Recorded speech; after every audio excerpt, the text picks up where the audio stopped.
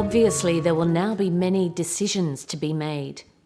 Do you go on exactly the same way as you did before, or do you start making some changes now?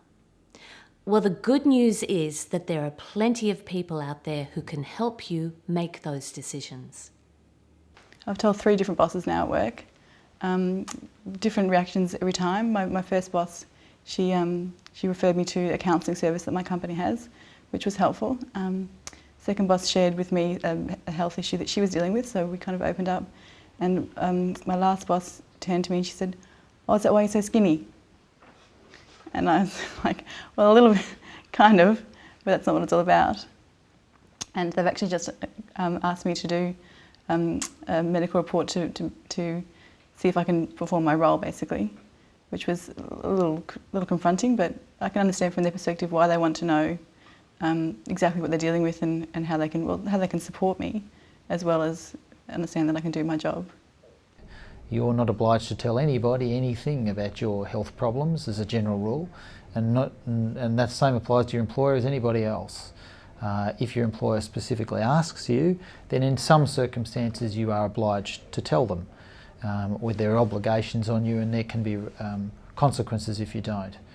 But again, the general rule is that you only have to tell your employer about your Parkinson's if it's an occupational health and safety risk, whether it be to you or to fellow workers.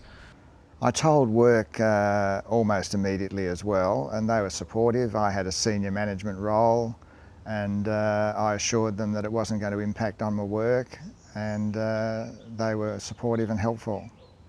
It's really important to find out what your entitlements are.